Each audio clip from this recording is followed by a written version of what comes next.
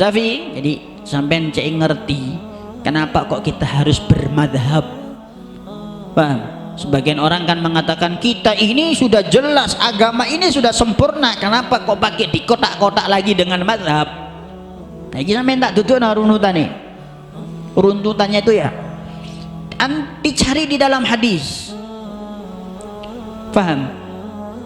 Repotnya pembawa hadis, siapa yang membawakan hadis? Sahabat, tersebar di penjuru dunia. Sampai-sampai ada yang ada di Cina. Sa'ad bin Abi Waqqas ada di mana? Di Cina sana makamnya. Paham?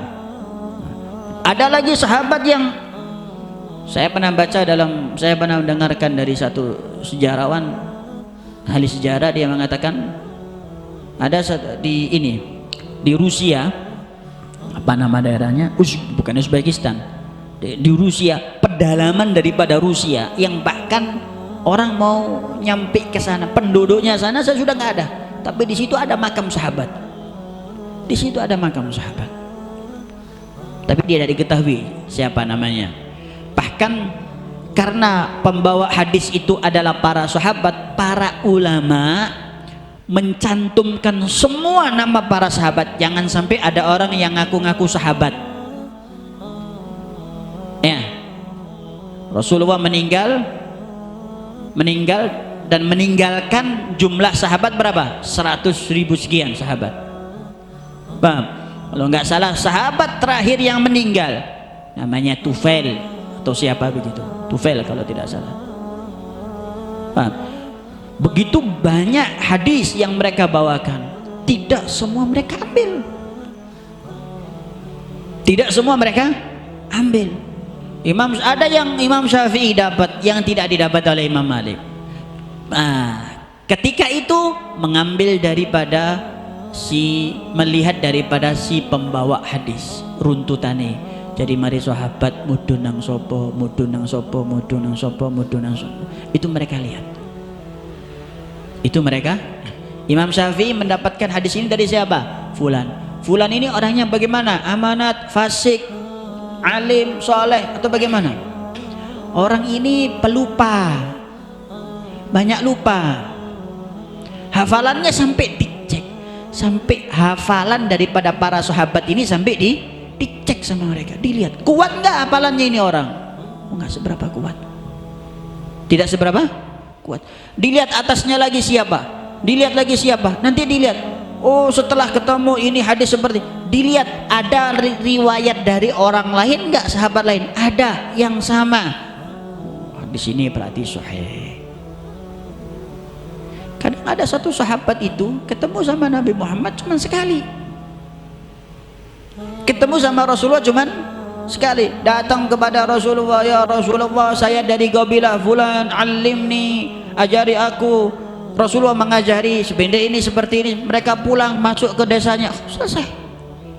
Yang mereka dengarkan hadis cuma satu. Makanya ada satu sahabat yang membawakan dua hadis, ada satu sahabat yang membawakan satu hadis. Itu yang lebih repot lagi.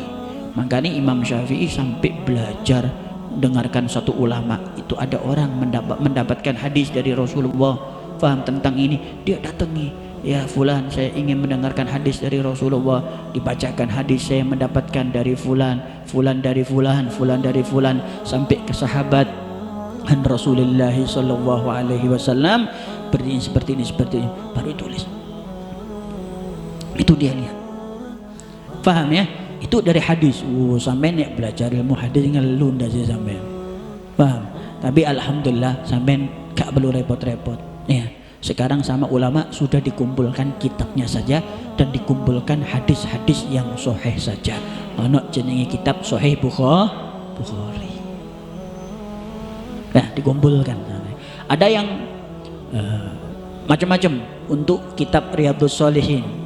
Udah kitab hadis yang mengenai zikir, mengenai dikumpulkan.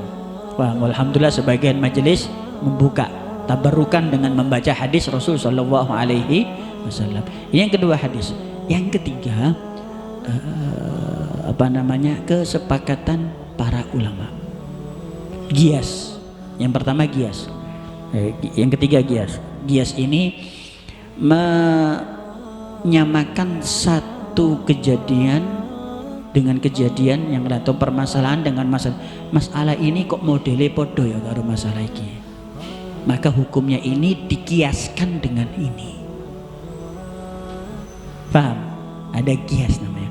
Ada juga yang namanya mujma, ijma'ul ulama, kesepakatan para ulama. Dari melihat ini sampean gak iso. Dari 4 inilah baru seseorang bisa mengambilkan satu hukum. Tapi jujur, iki duduk kelas aku karo sampean karo aku ya kelas wis manut wae. Nggih.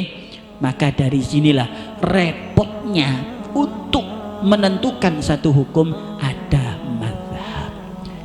Daripada repot-repot, ulama biyen wis ngatur, wis ngetokno hukum-hukum segala macam dengan cara-cara yang dia ambil dari hadis, dia ambil dari ini, wis sampean manut ae. Lah enak lah. Aku melu mazhab Imam Syafi'i. Maksudnya apa? Tata cara hukum-hukum yang beliau ambil itu saya manut Imam Syafi'i. Wis ngono lah, gak repot. Dan malah zaman saiki ada yang mengatakan ada yang mengatakan bahwasannya gak perlu bermadhab. Yo salah, sampean terus katanya nelek hukum dewe. Sampean bongkar hadis tentang hukum, bingung sampean.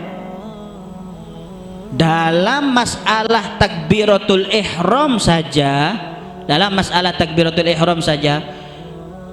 itu ada kira-kira perbedaan cara menaruh tangan, ada sampai 4-5. Ada yang mengatakan takbirnya dari mulai bawah tangan ke bawah Allahu Akbar, sampai di sini berhenti Allahu Akbar.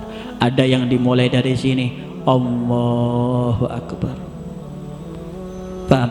Ada yang dimulai dari Allahu Akbar, taruh ke bawah dulu, baru terus tangannya diangkat gini. Nah bingung sampai ini baca hadis. Baca itu isih repot apa meneh mikirno. Ngambil satu hukum, paham ya? Cara menaruh tangan seperti ini beda nih.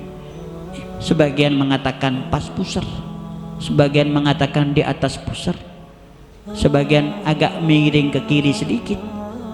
Paham? Cara menaruh tangan di atas tangan kanan, di atas tangan kiri ini ya, bahasa Jawa ya Pak, sendakepnya itu beda-beda. Ada yang jari jempol sama ini mengikat seperti ini, terus jari-jarinya lurus seperti gini. Ada yang mengatakan menggenggam seperti ini, paham? Ada yang posisinya dipas seperti ini, ada yang agak maju ke depan, macam-macam. Dan semua ada dalilnya. Lah nek sampean tak kei kitab, kitab hadis sampean telono dhewe. Iki lo Al-Qur'an sampean telono dhewe hukume. Sampean nemu ta nek tangan di Al-Qur'an hukume. Ini jasanya para ulama. Nah, dari situlah kita pentingnya